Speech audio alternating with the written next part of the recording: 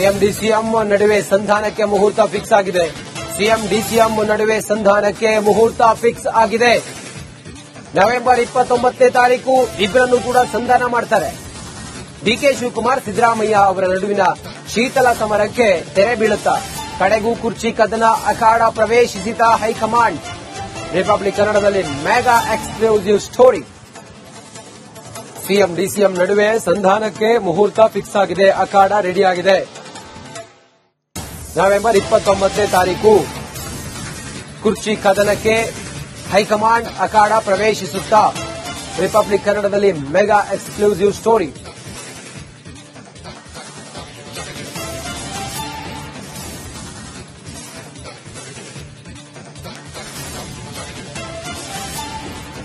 Finally ಕುರ್ಚಿ ಕದನ ದೊಡ್ಡ ಮಟ್ಟದಲ್ಲಿ ಚರ್ಚೆಯಾಗಿ ಎರಡು ಬಣಗಳನ್ನ ಸೃಷ್ಟಿ ಮಾಡಿ ಆ ಮೂಲಕ ಬಹುಶಃ ಇದು ಕಾಂಗ್ರೆಸ್ನ ಮುಂದಿನ ಏಳಿಗೆಗೆ ಮಾರಕ ಅನ್ನೋದೆಲ್ಲವೂ ಕೂಡ ಚರ್ಚೆ ಆದಾಗ ಹೈಕಮಾಂಡ್ ಅನಿವಾರ್ಯವಾಗಿ ಮಧ್ಯಪ್ರವೇಶ ಮಾಡಿ ಇಬ್ಬರನ್ನು ಕೂಡ ಸಂಧಾನ ಮಾಡುವಂತ ಸಾಧ್ಯತೆ ಇದೆ.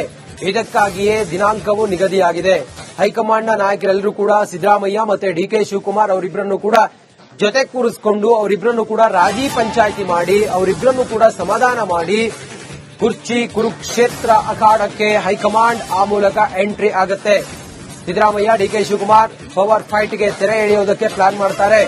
ನವೆಂಬರ್ 29ನೇ ತಾರೀಕು ಕುರ್ಚಿ ಕುಸ್ತಿಗೆ ಬ್ರೇಕ್ ಬೀಳುತ್ತಾ question mark. Siddaramaiah D K Shivakumar ಸಂಧಾನಕ್ಕೆ ನವೆಂಬರ್ 29ರ ಮುಹೂರ್ತ. ದೆಹಲಿಯಲ್ಲಿ ರಾಹುಲ್ ಗಾಂಧಿ ಸಮ್ಮುಖದಲ್ಲೇ ಸಂಧಾನ ಮಾಡ್ತಾರೆ. ಮಲ್ಲಿಕಾರ್ಜುನ ಖರ್ಗೆ ಕೂಡ ಜೊತೆಗಿರ್ತಾರೆ. ಇದೆಲ್ಲ ಗೊಂದಲಗಳು, ಶೀತಲ ಸಮರ, ಅವರ ಪಾರ್ಟಿ ಇವರ ಪಾರ್ಟಿ, ಅವರ ಬಣ ಇವರು ಬಣ, ಮನೆಯೊಂದು ಮೂರು ಬಾಗಿಲು, ಇದೆಲ್ಲವೂ ಕೂಡ ಬಹುತೇಕ ಹೈಕಮಾಂಡ್ ಮಟ್ಟದಲ್ಲಿ ಇದನ್ನ ಗಂಭೀರವಾಗಿ ಪರಿಗಣಿಸಿ ಸಿದ್ದರಾಮಯ್ಯ ಮತ್ತೆ ಡಿಕೆ ಶಿವಕುಮಾರ್ ಅವರನ್ನ ಎದುರು ಬದುರು ಕುರಿಸಿ ರಾಹುಲ್ ಗಾಂಧಿ, ಮಲ್ಲಿಕಾರ್ಜುನ ಖರ್ಗೆ ಇವರೆಲ್ಲರೂ ಕೂಡ ಜೊತೆಯಾಗಿದ್ದು ಇಬ್ಬರನ್ನು ಸಮಾಧಾನ ಮಾಡಿ ಅವರಿಗೆ ಏನೇನು ಗೌರವಯುತವಾಗಿ ಸ್ಥಾನಮಾನ ಕೊಡಬೇಕು ಅದೆಲ್ಲವನ್ನೂ ಕೂಡ ಕೊಟ್ಟು ಆ ಮೂಲಕ ಕಾಂಗ್ರೆಸ್ನಲ್ಲಿ ಎದ್ದಿರುವಂತಹ ಈ ಎಲ್ಲಾ ಗೊಂದಲಗಳನ್ನ ಸರಿಪಡಿಸುತ್ತಾರೆ ಅನ್ನೋದು ನವೆಂಬರ್ 29ನೇ ತಾರೀಕಿಗೆ ಅದಕ್ಕೆ ದಿನಾಂಕವೂ ನಿಗದಿ ಆಗಿದೆ ಅನ್ನುವಂತ ವಿಚಾರ ಈಗ ರಿಪಬ್ಲಿಕ್ ಕನ್ನಡ ನಿಮ್ಮ ಮುಂದೆ ಬಿಚ್ಚಿಡ್ತಾ ಇದೆ. ಬಸವರಾಜು ಚರಂತಿಮಠ ದೂರವಾಣಿ ಸಂಪರ್ಕದಲ್ಲಿದ್ದಾರೆ. ಬಸವರಾಜು, ಬಹುಶಃ ಕಾಂಗ್ರೆಸ್ಗೂ ಕೂಡ ರಾಜ್ಯದಲ್ಲಿ ನಡೀತಾ ಇರುವಂತಹ ಈ ಎಲ್ಲ ಪವರ್ ಫೈಟ್ ಹೈಕಮಾಂಡ್ಗೂ ಮುಜುಗರವನ್ನ ತಂದಿದೆ ಅಂತ ಅನ್ಸುತ್ತೆ. ಈ ನಿಟ್ಟಿನಲ್ಲಿ ಹೈಕಮಾಂಡ್ ಯಾವ ತೀರ್ಮಾನಕ್ಕೆ ಬರಬಹುದು, ಯಾವಾಗ ಗಳಿಗೆ, ಯಾವಾಗ ದಿನಾಂಕ, ಎಲ್ಲವೂ ಸಂಧಾನದ ವಿಚಾರ ಏನೇನಿದೆ ಈಗ ಪ್ರಸ್ತಾಪ?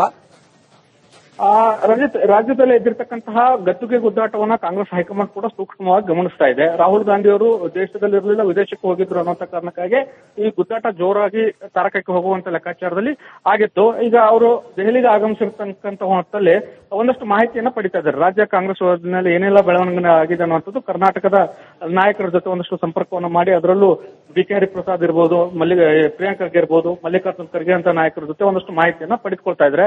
ಇದ್ರ ಜೊತೆಗೆ ಡಿಕೆ ಶಿವಕುಮಾರ್ ಅವರು ಕೂಡ ರಾಹುಲ್ ಗಾಂಧಿ ಅವರ ಭೇಟಿಗೆ ಪ್ರಯತ್ನವನ್ನ ನಡೆಸಿದ್ರು. ಅದು ಪ್ರಯತ್ನ ಆಗಿರಲಿಲ್ಲ. ಹೀಗಾಗಿ ಸಾಕಷ್ಟು ಆಕ್ರೋಶಗೊಂಡಿದ್ರು ಅನ್ನುವಂತ ಮಾಹಿತಿಗಳು ರಾಹುಲ್ ಗಾಂಧಿ ಅವರಿಗೆ ಲಭ್ಯ ಆಗಿರ್ತಕ್ಕಂಥದ್ದು. ಈ ಹಿನ್ನೆಲೆಯಲ್ಲಿ ಒಂದಷ್ಟು ಸಿಎಂ ಹಾಗೂ ಡಿಸಿಎಂ ಅವರನ್ನ ಕರೆದು ಕೂರಿಸಿ ಮಾತನಾಡಬೇಕಾದಂತ ಅನಿವಾರ್ಯತೆ ಕೂಡ ರಾಹುಲ್ ಗಾಂಧಿ ಅವರ ಮೇಲಿದೆ. ರಾಹುಲ್ ಗಾಂಧಿ ಅವರು ಈ ಬಗ್ಗೆ ಒಂದು ಸಂಧಾನ ಸೂತ್ರವನ್ನ ಹೆಣಿಬೇಕಾದಂತ ಅನಿವಾರ್ಯತೆ ಇದೆ. ಬಹುತೇಕವಾಗಿ ನವೆಂಬರ್ 29ಕ್ಕೆ ಸಿಎಂ ಹಾಗೂ ಡಿಸಿಎಂ ಅವರಿಗೆ ಬುಲಾವ್ ಕೊಡ್ತಾರೆ ಅನ್ನುವಂತ ಮಾಹಿತಿಗಳು ಈಗ ಲಭ್ಯ ಆಗ್ತಾ ಇದಾವೆ. ಈಗಾಗಲೇ 29ನೇ ತಾರೀಕು ಸಿಎಂ ಹಾಗೂ ಡಿಸಿಎಂ ಬರುವ ಸಾಧ್ಯತೆ ಇದೆಯಾ ಅನ್ನುವಂತ ನಿಟ್ಟಿನಲ್ಲಿ ರಾಹುಲ್ ಗಾಂಧಿ ಅವರ ಕಚೇರಿಯಿಂದ ಒಂದು ಸಿಎಂ ಹಾಗೂ ಡಿಸಿಎಂ ಕಚೇರಿಗಳಿಗೆ ಸಂಪರ್ಕ ಆಗಿ ಅವರಿಗೆ ಬುಲಾವ್ ಕೊಡುವಂತ ನಿಟ್ಟಿನಲ್ಲಿ ಮಾತುಕತೆಗಳು ಕೂಡ ಆಗಿರ್ತಕ್ಕಂಥದ್ದು. ಹಾಗಾಗಿ ಅದು ಏನಾದ್ರೂ ಕನ್ಫರ್ಮ್ ಆಗಿದ್ದೆ ಆದಲ್ಲಿ 29ನೇ ತಾರೀಕೇನಿದೆ ಬಹುತೇಕವಾಗಿ ಸಿಎಂ ಡಿಸಿಎಂ ದೆಹಲಿಗೆ ತೆರಳುತ್ತಾರೆ. ದೆಹಲಿಗೆ ತೆರಳಿ ಈ ಅಧಿಕಾರ ಹಂಚಿಕೆ ವಿಚಾರವಾಗಿ ಏನೆಲ್ಲ ಮಾತುಕತೆ ಆಗಿತ್ತಲ್ಲ ಆ ವಿಚಾರವಾಗಿ ಚರ್ಚೆ ಮಾಡ್ತಾರೆ. ಯಾವಾಗ ಏನು ಎತ್ತ ಅನ್ನುವಂತ ನಿಟ್ಟಿನಲ್ಲಿ, ಅಂದ್ರೆ ಅಧಿಕಾರ ಯಾವಾಗ ಬಿಟ್ಕೊಡ್ಬೇಕು, ಬಿಟ್ಕೊಡಬಾರ್ದಾ, ಅಥವಾ ಇನ್ನಷ್ಟು ದಿನ ಇದೇ ರೀತಿಯಾಗಿ ಯಥಾಸ್ಥಿತಿಯಲ್ಲಿ ಮುಂದುವರಿಬೇಕಾ ಅನ್ನುವಂತ ಒಂದು ಗಂಭೀರವಾದಂತಹ ಚರ್ಚೆ 29ನೇ ತಾರೀಕು ನಡೆಯಲಿದೆ. ಆ ಚರ್ಚೆಯ ಬಳಿಕ ಅಂತಿಮವಾದಂತಹ ಒಂದು ನಿರ್ಧಾರ, ಯಥಾಸ್ಥಿತಿ ಕಾಯ್ದುಕೊಂಡು ಹೋಗೋದಾದ್ರೆ ಯಥಾಸ್ಥಿತಿಯಲ್ಲಿ ಹೋಗುತ್ತೆ, ಬದಲಾವಣೆ ಅನ್ನೋದಾದ್ರೆ ಯಾವತ್ತು ಏನು ಅನ್ನುವಂಥದ್ದು ಒಂದಷ್ಟು ಮಾಹಿತಿಗಳು ಸಿಗ್ತವೆ. ಬದಲಾವಣೆ ಇಲ್ಲ ಅನ್ನುವಂಥದ್ದಾದ್ರೆ ಡಿಕೆ ಶಿವಕುಮಾರ್ ಅವರಿಗೆ ಪರ್ಯಾಯವಾಗಿ ಏನು ಹುದ್ದೆಗಳನ್ನ ಕೊಡ್ತಾರೆ ಅನ್ನುವಂಥದ್ದು ಕೂಡ ಮಹತ್ವವನ್ನು ಪಡೆದುಕೊಳ್ಳುತ್ತೆ. ಬಂದಿತ್ತು. ಓಕೆ, ಥ್ಯಾಂಕ್ ಯು ನಿಮ್ಮೆಲ್ಲ ಮಾಹಿತಿಗಾಗಿ ಬಸವರಾಜ್. ಫೈನಲಿ ಇದೇ ನವೆಂಬರ್ 29ನೇ ತಾರೀಕು ಇವರಿಬ್ಬರನ್ನ ಎದುರು ಬದುರು ಕೂರಿಸಿ ಅವರ ರಾಜಿ ಪಂಚಾಯಿತಿಯನ್ನ ಮಾಡೋದಕ್ಕೆ ಹೈಕಮಾಂಡ್ ತೀರ್ಮಾನ ಮಾಡಿದೆ.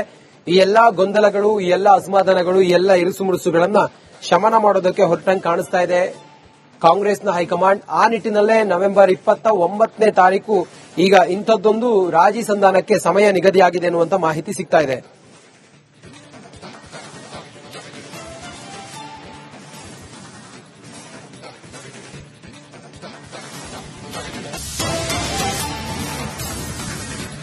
ಸಿಎಂ ಡಿಸಿಎಂ ನಡುವೆ ಸಂಧಾನಕ್ಕೆ ಮುಹೂರ್ತ ಫಿಕ್ಸ್ ಆಗಿದೆ. ಸಿಎಂ ಡಿಸಿಎಂ ನಡುವೆ ಸಂಧಾನಕ್ಕೆ ಮುಹೂರ್ತ ಫಿಕ್ಸ್ ಆಗಿದೆ. ನವೆಂಬರ್ 29ನೇ ತಾರೀಕು ಇಬ್ಬರನ್ನು ಕೂಡ ಸಂಧಾನ ಮಾಡ್ತಾರೆ. ಡಿಕೆ ಶಿವಕುಮಾರ್ ಸಿದ್ದರಾಮಯ್ಯ ಅವರ ನಡುವಿನ ಶೀತಲ ಸಮರಕ್ಕೆ ತೆರೆ ಬೀಳುತ್ತಾ ಕಡೆಗೂ ಕುರ್ಚಿ ಕದನ ಅಖಾಡ ಪ್ರವೇಶಿಸಿದ ಹೈಕಮಾಂಡ್. ರಿಪಬ್ಲಿಕ್ ಕನ್ನಡದಲ್ಲಿ mega exclusive story. CM DCM ನಡುವೆ ಸಂಧಾನಕ್ಕೆ ಮುಹೂರ್ತ ಫಿಕ್ಸ್ ಆಗಿದೆ. ಅಖಾಡ ರೆಡಿಯಾಗಿದೆ. ನವೆಂಬರ್ 29ನೇ ತಾರೀಕು ಕುರ್ಚಿ ಕದನಕ್ಕೆ ಹೈಕಮಾಂಡ್ ಅಖಾಡ ಪ್ರವೇಶಿಸುತ್ತಾ ರಿಪಬ್ಲಿಕ್ ಕನ್ನಡದಲ್ಲಿ ಮೆಗಾ ಎಕ್ಸ್ಕ್ಲೂಸಿವ್ ಸ್ಟೋರಿ.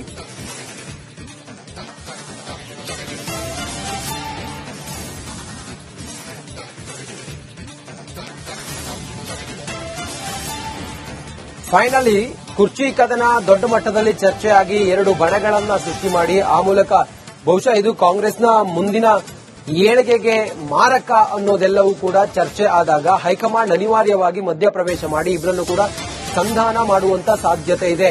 ಇದಕ್ಕಾಗಿಯೇ ದಿನಾಂಕವು ನಿಗದಿಯಾಗಿದೆ. ಹೈಕಮಾಂಡ್ನ ನಾಯಕರೆಲ್ಲರೂ ಕೂಡ ಸಿದ್ದರಾಮಯ್ಯ ಮತ್ತೆ ಡಿಕೆ ಶಿವಕುಮಾರ್ ಅವರಿಬ್ಬರನ್ನು ಕೂಡ ಜೊತೆ ಕೂರಿಸಿಕೊಂಡು ಅವರಿಬ್ಬರನ್ನು ಕೂಡ ರಾಜಿ ಪಂಚಾಯಿತಿ ಮಾಡಿ ಅವರಿಬ್ಬರನ್ನು ಕೂಡ ಸಮಾಧಾನ ಮಾಡಿ ಕುರ್ಚಿ ಕುರುಕ್ಷೇತ್ರ ಅಖಾಡಕ್ಕೆ ಹೈಕಮಾಂಡ್ ಆ ಮೂಲಕ ಎಂಟ್ರಿ ಆಗುತ್ತೆ. ಸಿದ್ದರಾಮಯ್ಯ ಡಿಕೆ ಶಿವಕುಮಾರ್ ಪವರ್ ಫೈಟ್ಗೆ ತೆರೆ ಎಳೆಯೋದಕ್ಕೆ ಪ್ಲಾನ್ ಮಾಡ್ತಾರೆ. ನವೆಂಬರ್ 29ನೇ ತಾರೀಕು ಕುರ್ಚಿ ಕುಸ್ತಿಗೆ ಬ್ರೇಕ್ ಬೀಳುತ್ತಾ question mark. Siddaramaiah D K Shivakumar ಸಂಧಾನಕ್ಕೆ ನವೆಂಬರ್ 29ರ ಮುಹೂರ್ತ. ದೆಹಲಿಯಲ್ಲಿ ರಾಹುಲ್ ಗಾಂಧಿ ಸಮ್ಮುಖದಲ್ಲೇ ಸಂಧಾನ ಮಾಡ್ತಾರೆ. ಮಲ್ಲಿಕಾರ್ಜುನ ಖರ್ಗೆ ಕೂಡ ಜೊತೆಗಿರ್ತಾರೆ. ಇದೆಲ್ಲ ಗೊಂದಲಗಳು, ಶೀತಲ ಸಮರ, ಅವರ ಪಾರ್ಟಿ ಇವರ ಪಾರ್ಟಿ, ಅವರ ಬಣ ಇವರು ಬಣ, ಮನೆಯೊಂದು ಮೂರು ಬಾಗಿಲು, ಇದೆಲ್ಲವೂ ಕೂಡ ಬಹುತೇಕ ಹೈಕಮಾಂಡ್ ಮಟ್ಟದಲ್ಲಿ ಇದನ್ನ ಗಂಭೀರವಾಗಿ ಪರಿಗಣಿಸಿ ಸಿದ್ದರಾಮಯ್ಯ ಮತ್ತೆ ಡಿಕೆ ಶಿವಕುಮಾರ್ ಅವರನ್ನ ಎದುರು ಬದುರು ಕೂರಿಸಿ ರಾಹುಲ್ ಗಾಂಧಿ, ಮಲ್ಲಿಕಾರ್ಜುನ ಖರ್ಗೆ ಇವರೆಲ್ಲರೂ ಕೂಡ ಜೊತೆಯಾಗಿದ್ದು ಇಬ್ಬರನ್ನು ಸಮಾಧಾನ ಮಾಡಿ ಅವರಿಗೆ ಏನೇನು ಗೌರವಯುತವಾಗಿ ಸ್ಥಾನಮಾನ ಕೊಡಬೇಕು ಅದೆಲ್ಲವನ್ನು ಕೂಡ ಕೊಟ್ಟು ಆ ಮೂಲಕ ಕಾಂಗ್ರೆಸ್ನಲ್ಲಿ ಎದ್ದಿರುವಂತಹ ಈ ಎಲ್ಲಾ ಗೊಂದಲಗಳನ್ನ ಸರಿಪಡಿಸುತ್ತಾರೆ ಅನ್ನೋದು ನವೆಂಬರ್ 29ನೇ ತಾರೀಕಿಗೆ ಅದಕ್ಕೆ ದಿನಾಂಕವೂ ನಿಗದಿ ಆಗಿದೆ ಅನ್ನುವಂತ ವಿಚಾರ ಈಗ ರಿಪಬ್ಲಿಕ್ ಕನ್ನಡ ನಿಮ್ ಮುಂದೆ ಬಿಚ್ಚಿಡ್ತಾ ಇದೆ. ಬಸವರಾಜು ಚರಂತಿಮಠ ದೂರವಾಣಿ ಸಂಪರ್ಕದಲ್ಲಿದ್ದಾರೆ. ಬಸವರಾಜು, ಬಹುಶಃ ಕಾಂಗ್ರೆಸ್ಗೂ ಕೂಡ ರಾಜ್ಯದಲ್ಲಿ ನಡೀತಾ ಇರುವಂತಹ ಈ ಎಲ್ಲ ಪವರ್ ಫೈಟ್ ಹೈಕಮಾಂಡ್ಗೂ ಮುಜುಗರವನ್ನ ತಂದಿದೆ ಅಂತ ಅನ್ಸುತ್ತೆ. ಈ ನಿಟ್ಟಿನಲ್ಲಿ ಹೈಕಮಾಂಡ್ ಯಾವ ತೀರ್ಮಾನಕ್ಕೆ ಬರಬಹುದು?